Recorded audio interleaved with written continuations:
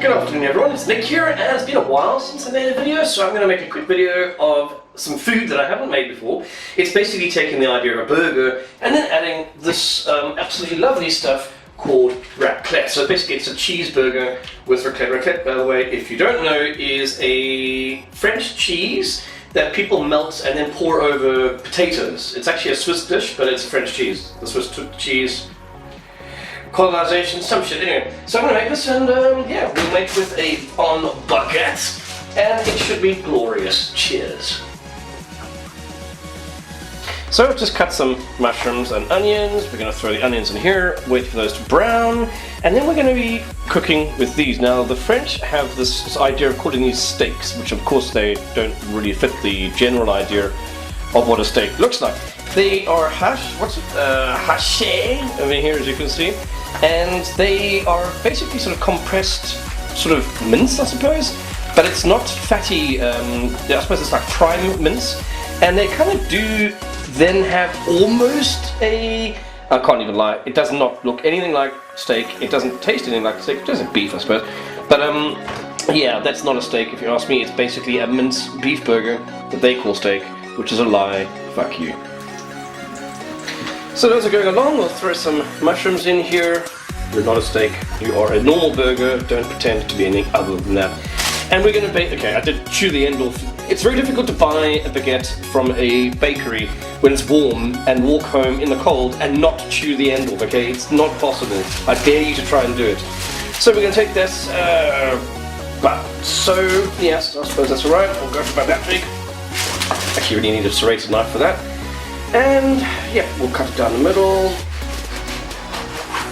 This is going to be glorious, trust me. So that will be like that, and then of course the raclette. As you can see, it comes in very handy little sliced up pieces like this. So what you usually do with this kind of stuff is you have what's almost like a fondue kind of step, but very different, in that it is a Teflon kind of trowel or platform or little container or thing that you pop that on, and then it heats up and it melts into glorious raclette cheese, and then as I said, you pour that over the potatoes. I don't know why they chose potatoes. It's like stodge with more oil, I suppose. I don't know. It's a very nice dish to have when it's cold though. So yeah, we'll put, I think, was one of those that, trust me, when it melts, it spreads almost like a pancake, and it's really nice. This is one with rind on the side. You can get them sans, which means without, like I say, the rind. But I like the rind because it adds some sort of like texture to the dish. And yes, it's quite tasty. It's like bread basically having a crust, or not having a crust. If you're a child, you go for the one without the crust. If you're a strong man, you go for the crust. So I'm waiting for the onions to hurry up and cook, which of course takes about, I don't know, 5 to 10 minutes depending on the heat. I'm using one of these stoves that has the red light thing underneath it. You know, it's like I don't know how it works, but they aren't actually very nice to work with. You can't have a medium setting. It turns on and it turns off. So it's either fucking hot or it's cold. And that's not really nice. It's not nice and consistent. With gas you can get consistency, but it's always really like hot in one particular spot. With electrical things, that's probably better actually. I like cooking with electrical hobs, you know. So yes, the French food. French food is very great. Everyone knows that. They've got some quite nice beers. This is actually, I don't usually buy these. They're very small little bottles, but they're quite handy to not drink yourself stupid before, I don't know, 1 o'clock in the afternoon. This one is Bière de Noël, which means like Christmas beer. I think, or Father Christmas beer, whatever. And they're quite strong, 5.9%. The French like their strong beer. Quite often you can find, well not quite often, you always find up to 9% beers on the shelves. So yeah, and they drink in the streets, which I still don't like. I know I've been brainwashed into believing that you shouldn't be allowed to, which I still believe. I mean, if you get drunk and rowdy, you can be a bit of a pain in the ass. Anyway, so yeah, they drink in the streets, which is really weird. But yes, of course, that's the beer side of things. And then you have the wine side of things, and my god, the wines here are really great. Of course they are, it's France. They also are very cheap. I mean, you can buy a decent bottle of wine. Okay, this is not, I suppose, decent, but it's not bad at all. And this one over here was about €3.20, €3.50, and I was splashing out. You can usually buy them for about 180 to €2, which is about, I don't know, 25 rand. What's the exchange? 30 rand? Can't keep up with the exchange rate right now. But yeah, so you can get those for cheap. And the cheap ones don't taste terrible. They're not as nice as these ones. They've got quite a big range in France of being shit, or their version of shit, to really good. There's a lot of grey area in the middle, you know, there's quite a spectrum. Whereas in sort of South Africa, you either get really terrible wine, which is a cheap wine, like Tussenberg, or expensive wines, which are really, really great. So it's quite different over here. I suppose because it's a wine country, and it's such a big country with lots of wine being made, that makes sense, I suppose. So yeah, I actually haven't eaten out that much since I've been here. I've been here, what would it be? December now. Came here in July, August, September, October, November. Yeah, like almost 5 months now. Almost, yeah, 6 months almost. And I think I've only eaten out maybe 4 or 5 times.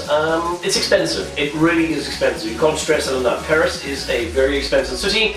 A lot of people say it's the most expensive city in the world, and I can almost believe that. Hong Kong is pretty bad, but Paris is bad. I mean, as I said, you can buy a bottle of wine like that for let's say €4, okay?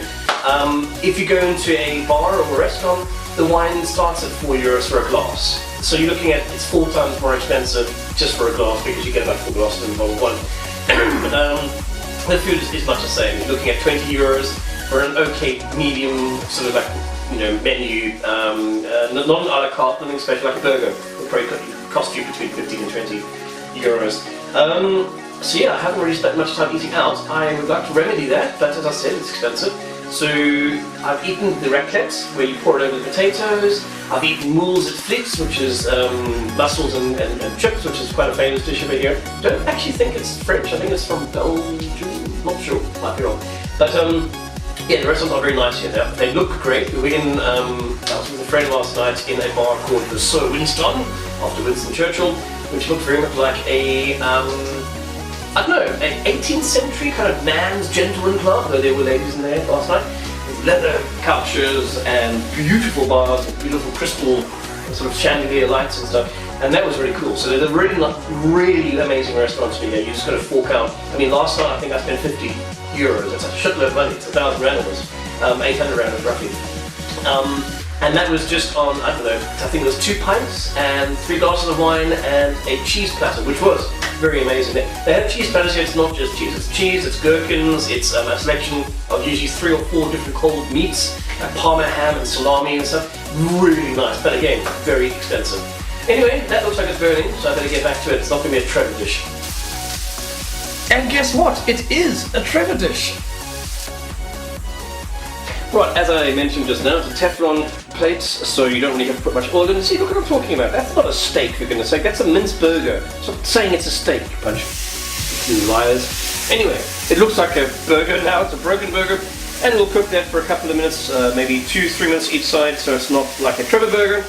It'll be nice and medium to medium rare. And just to add some flavour, I think we'll whack in a little bit of black pepper. We'll do this on both sides when we flip. And maybe a little bit of romarin.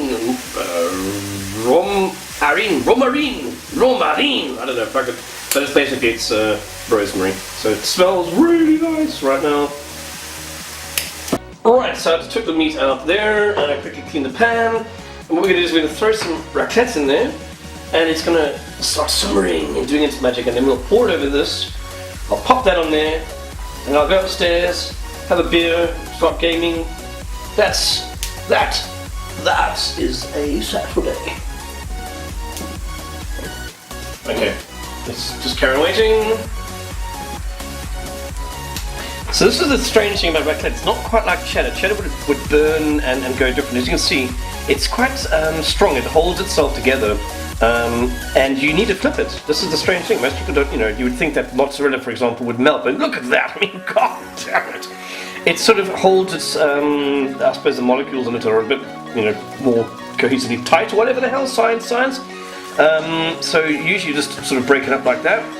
As I said, almost ends up being a little bit like a crepe or a pancake. I mean, look at that. If you like cheese, that is the best thing in the world.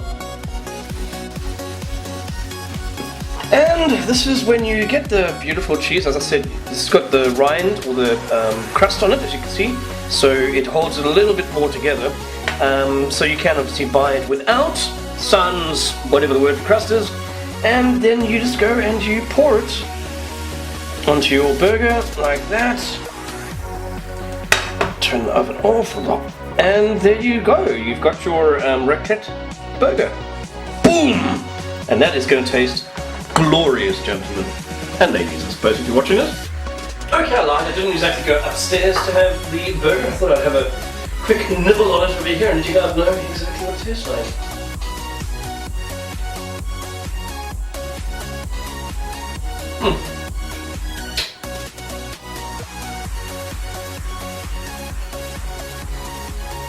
Okay, the burger's medium, which is fine, but I prefer it a little bit raw.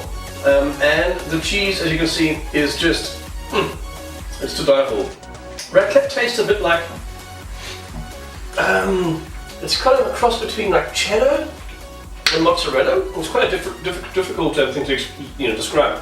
As you know, France has so many different fromages that, again, much like the wines, you have a huge spectrum from good to good. I don't think there's any bad cheeses in France. It's just a matter of preference and taste. If you like something with more salt in it, like a sort of feta, you've got those options here. If you want something with far more oil in it, raclette.